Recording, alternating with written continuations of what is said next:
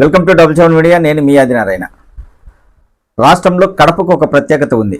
ఎందుకంటే దివంగత నేత వైఎస్ రాజశేఖర రెడ్డి గారి కుటుంబం కడప జిల్లాకు ప్రాతినిధ్యం వహిస్తుంది. కడప జిల్లా నుంచి గతంలో దివంగత నేత వైఎస్ రాజశేఖర రెడ్డి గారు కాంగ్రెస్ పార్టీ తరఫున 2 సార్లు ముఖ్యమంత్రి అయ్యారు. 2019 ఎన్నికల్లో వైఎస్ఆర్ కాంగ్రెస్ పార్టీ గెలవడంతో రాజశేఖర రెడ్డి గారి కుమారుడు వైఎస్ జగన్మోహన్ రెడ్డి ముఖ్యమంత్రి అవ్వడం జరిగింది. కడప జిల్లా అంటే వైఎస్ఆర్ కుటుంబానికి కంచుకోట అని ప్రజలు చర్చించుకుంటూ ఉంటారు. వారు పెట్టిన అభ్యర్థులే ఎక్కువగా గెలుస్తూ ఉంటారనే ఒక ప్రచారం కూడా కడప జిల్లాలో సాగుతుంటుంది. ప్రస్తుతం అయితే కడపలో కుర్చీ కొట్లాట జరుగుతుంది. కడప నియోజకవర్గంలో గతం నుంచి ఎక్కువగా ముస్లింలకు ఎమ్మెల్యే టికెట్లు ఇచ్చేవారు. వైఎస్ఆర్ కాంగ్రెస్ పార్టీ కావచ్చు,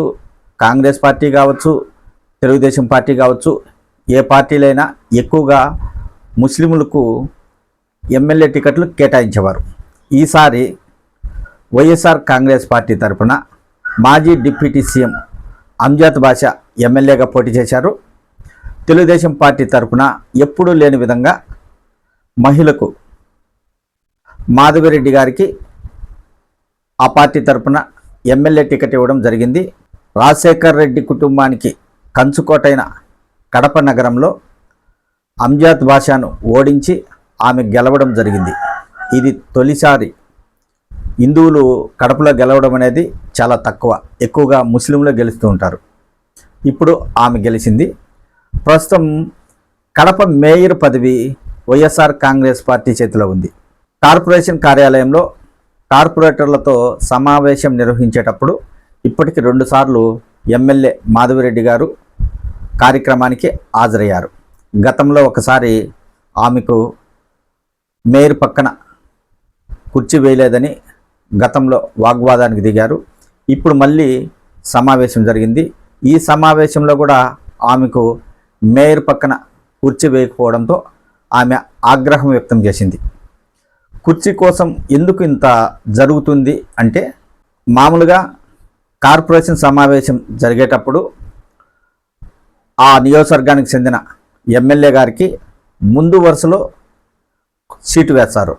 అంటే కార్పొరేటర్లందరూ ఎక్కడైతే మేయర్కు దిగువన కూర్చుంటారో అక్కడ ముందు భాగంలో ఎమ్మెల్యే గారికి కుర్చీ వేస్తారు.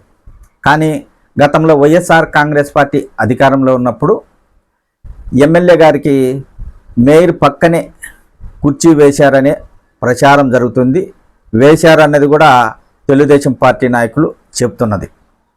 అయితే ఇప్పుడు ఎమ్మెల్యేగా మాధవిరెడ్డి గారు ఉన్నారు.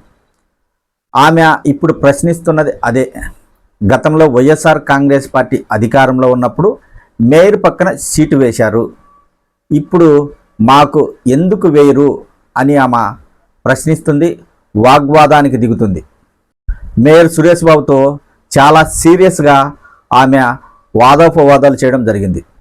గతంలో ఎన్నడూ లేని విధంగా తెలుగుదేశం పార్టీ తరఫున వైఎస్ఆర్ కాంగ్రెస్ పార్టీని ఇంత బలంగా ఎవరైనా ప్రశ్నించారంటే అది ఎమ్మెల్యే గారు మాధవిరెడ్డి అని చెప్పవచ్చు. వైఎస్ఆర్ కాంగ్రెస్ పార్టీకి వ్యతిరేకంగా కడపలో మాట్లాడాలంటే చాలా ఆలోచిస్తారు. కానీ మొదటిసారి ఎమ్మెల్యే మాధవిరెడ్డి గారు మాత్రం ఏమాత్రం బెదరడం లేదు, అధైర్యపడడం లేదు, సంకోచించడం లేదు. ఆమె ప్రశ్నిస్తూనే ఉంది, ఆరోపణలు చేస్తూనే ఉంది చాలా సీరియస్గా. మొదటిసారి కడప జిల్లాలో కడపలో తెలుగుదేశం పార్టీకి ఒక ఆణిముత్యం లాంటి ఎమ్మెల్యే గారు దొరికారని తెలుగుదేశం పార్టీ నాయకులు చర్చించుకుంటున్నారు. చాలామంది ఇతర పార్టీ నాయకులు కూడా చర్చించుకుంటున్నారు. ఆమె ఏది మాట్లాడినా సబ్జెక్ట్ పరంగా చాలా బాగా మాట్లాడుతున్నారు. ప్రతిపక్షం ఏదైనా విమర్శలు చేస్తే అందుకు ఘాటుగా ఆమె సమాధానం చెప్తున్నారు.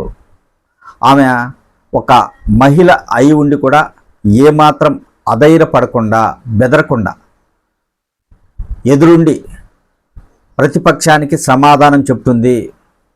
ఈ 2 రోజుల క్రితం జరిగిన కార్పొరేషన్ సమావేశంలో ఆమె మాట్లాడిన తీరు అందరినీ ఆశ్చర్యపరిచింది.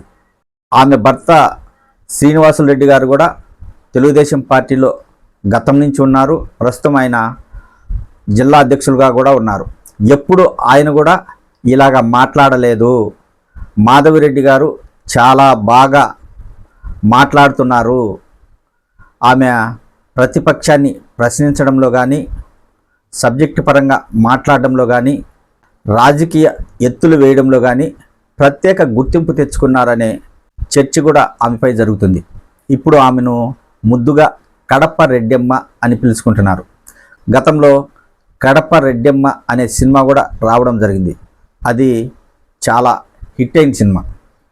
ఇప్పుడు ఆ పేరుతో మాధవిరెడ్డి గారిని పిలుచుకుంటున్నారు ఆమె అభిమానులు, తెలుగుదేశం పార్టీ నాయకులు. మొత్తానికైతే ఎన్నడూ లేని విధంగా కడపలో వైఎస్ఆర్ కాంగ్రెస్ పార్టీకి ధీటుగా ఎమ్మెల్యే మాధవిరెడ్డి గారు నిలిచారు. ఆమెను కడప రెడ్డెమ్మగా పిలుచుకుంటున్నారు. కడపలో తెలుగుదేశం పార్టీకి ఒక ఆణిముత్యం లాంటి ఎమ్మెల్యే గారు దొరికారని తెలుగుదేశం పార్టీ నాయకులు చర్చించుకుంటున్నారు.